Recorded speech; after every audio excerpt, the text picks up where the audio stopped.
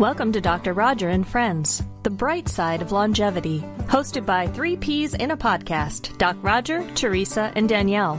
Thanks for joining us for Coffee and Conversation.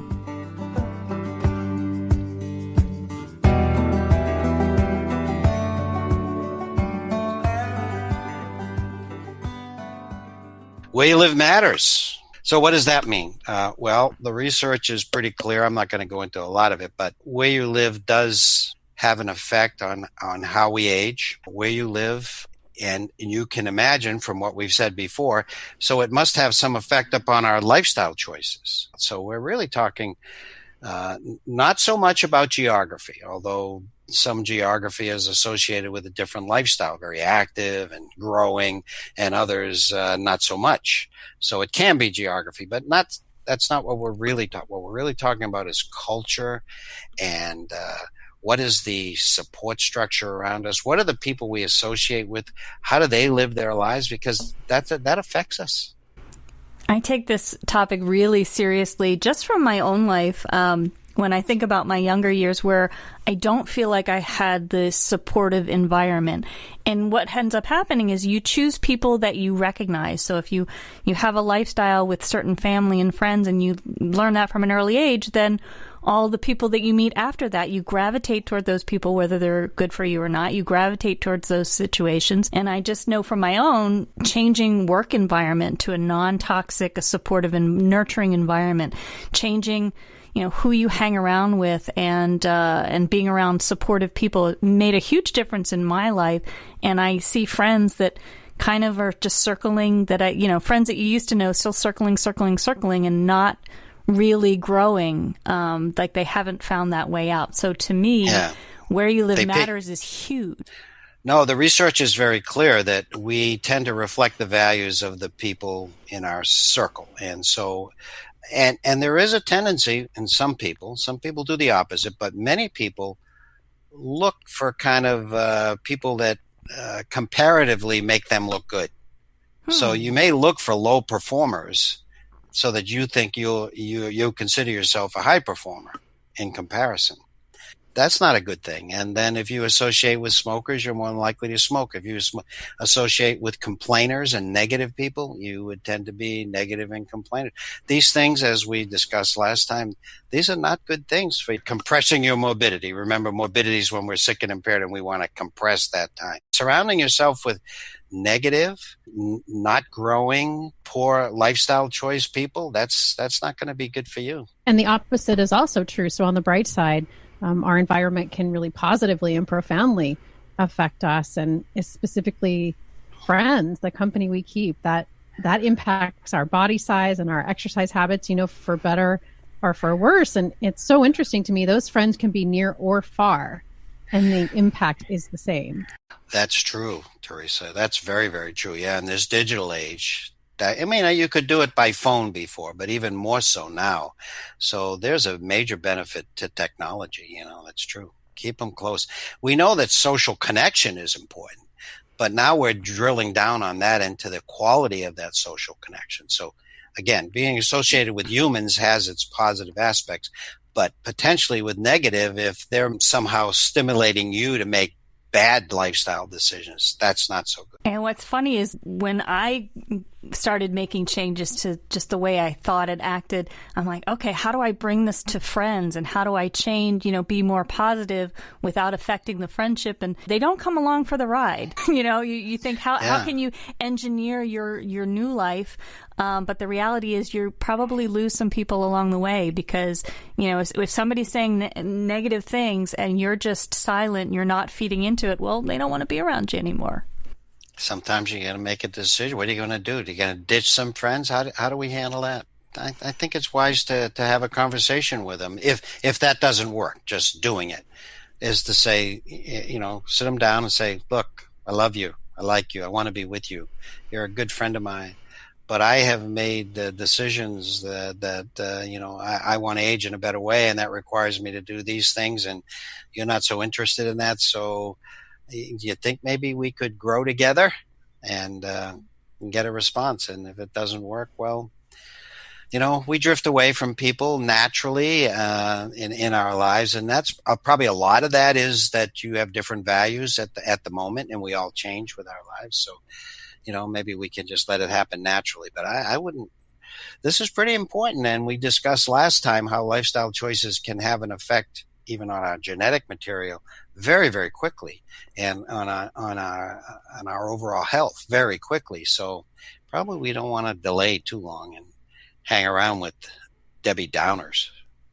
That's right. And it's not just friendships. When you're ready to level up and you know where you're going, no matter what that looks like for you, what in your environment is helping you reach that goal and what is not helping you reach that goal. So every time you open the freezer to defrost something for dinner, are you looking at the dark chocolate chips or the chocolate chips you're trying to avoid? That's not serving you. Are friendships serving you?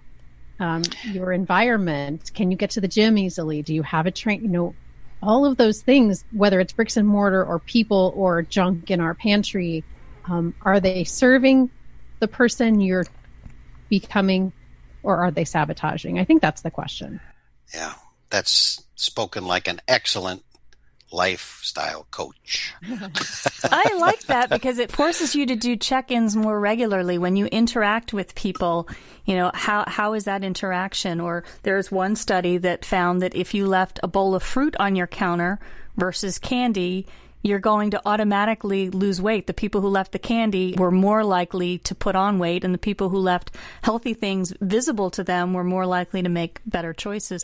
If you're surrounded by people, I think here's the basics. I think if your environment is such that you feel good about yourself and you feel good about your ability and your investment in growing, and certain people make you feel good about yourself and about your ability to grow, then you're in a winning environment. You're in an environment that's most likely to help you have long telomeres, age in a better way, live long, die short. But if you're not, then I think that requires some attention, just like, say, not moving very much, and that requires attention to start moving a little more. Well, the environment is also one of those major lifestyle factors that are going to make a big difference. So I don't think we can be sort of passive about this. I think we should really evaluate how it all makes us feel and how we are in certain environments versus others. And, sometimes they may be hard decisions, but they'll be right ones, and we'll know they're right. Absolutely. And it's also what we say to ourselves, because at the end of the day, there may or may not be people cheering us on and clapping for us when we make small choices. At the end of the day, it's really us. And what messages are we sending ourselves? Are our thoughts, you've failed before, you're going to fail again, you're wasting your time, you can't do it? Or which are clearly thoughts that don't serve us? Or are we thinking on purpose thoughts that will get us to our next level? That is so true. I'm so glad you brought that up. It is looking into yourself. Am I part of the problem? Just not believing in myself. That is so true, Teresa. 60,000 thoughts a day, and a lot of them don't serve us. If we really did a thought download, a lot of them are not helping us become the next version of ourselves. People, I don't think, realize how much that internal narrative affects them. Yeah, and the big question is, would you talk to your best friend like that? And the answer is almost always no. Now, you heard Teresa say 68,000 thoughts a day. Now, if we meditate, Danielle, maybe we won't have that many thoughts, huh? You know this, Roger. I'm not saying anything you don't know. But when we meditate, we're shutting off that default mode network. And it's important. We need it to think about the past and the future, and we need it to make good decisions. But if it's constantly going where we don't get a break, and suddenly we're thinking, oh man, that guy cut me off in traffic, I was almost in an accident, and we're ruminating over that, or we're thinking, oh, I have this test result coming back next week and I don't know if it's going to be good news. And when you bring all of that together, it causes so much stress. So yes, meditation helps dampen those thoughts, not indefinitely, but it helps you kind of disconnect enough to be able to look at it from an outside observer and see what you're thinking. And there's a lot with open monitoring where those negative thoughts, you don't even realize, like, I wonder what my next thought is going to be. And then it'd be something like, this is stupid, or you're stupid. And, oh, I didn't expect that. Yeah. Well, this is hugely important, and it's all about stress. I mean, there are people, and I'm one of them actually, say just about all of our stress is self-induced. It's self-induced by these negative thoughts or how we respond to life's normal challenges. This is a plague in our society. I hadn't thought of this when we began, that the environment, there's the big environment, then there's the environment of our friends, but this internal environment. Guys, thank you. That was such a major contribution to this, to my thoughts on this, and hopefully our listeners too. That's hugely important. Internal and external. And I think another thing that we should perhaps get into on future discussions is how to navigate when you're making these changes with the culture around you. I remember a time where I'd say, oh, I only got 4 hours sleep, and somebody else is like, I only got 3 hours.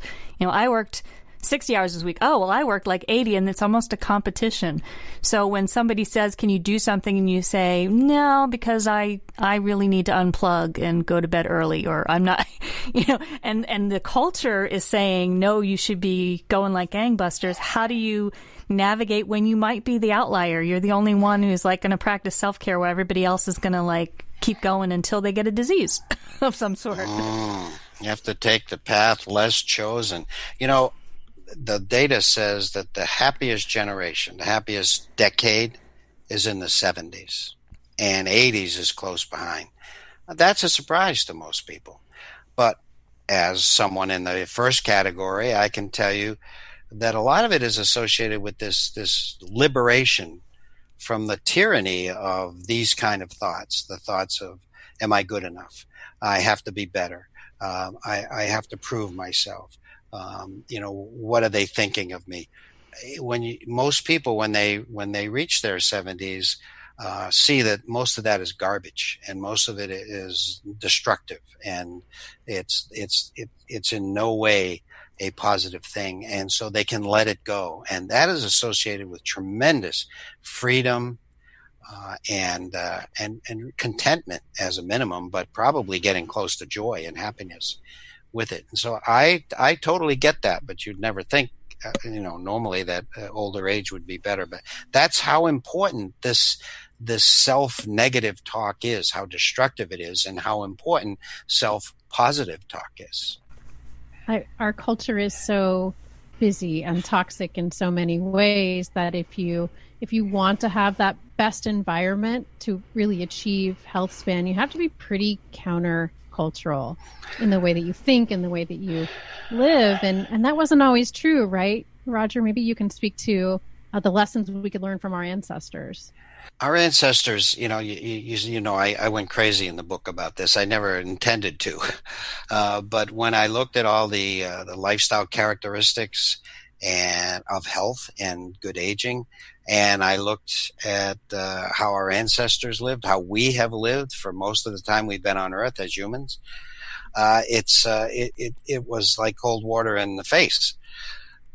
We lived for almost the entire time we've been on Earth as a creature, an organism that moved a lot, that kept learning, not in schools, but kept learning. We're very socially connected. We wouldn't have survived if we didn't connect the way we did.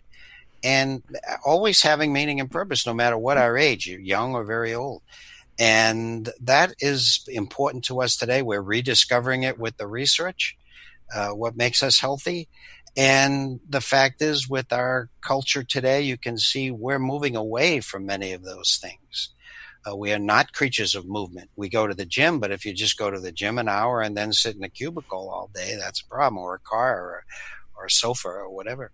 And, learning, okay, we think we're learning a lot, and we are, new things and every day.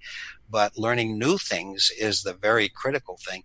Our social connection, we may have 1,500 friends on Facebook, but never see them in person, never touch them, never see their facial expression, never see their tears or their laughter, maybe over Zoom or something, but not in a way that we're meant to interact if we're going to get the maximum health benefit out of that and have health span that we're talking about.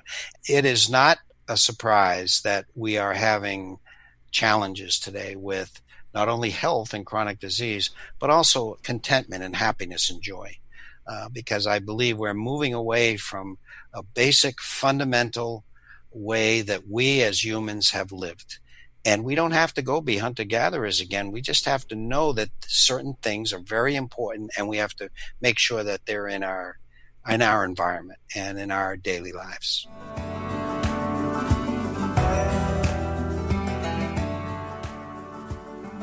Hi, we hope this podcast is a source of inspiration. If you're ready to dive deeper into these concepts and really apply them in your life, join us over at Master Life. You'll have a personalized experience and lots of support to create your own long, bright future. mymasterlife.com.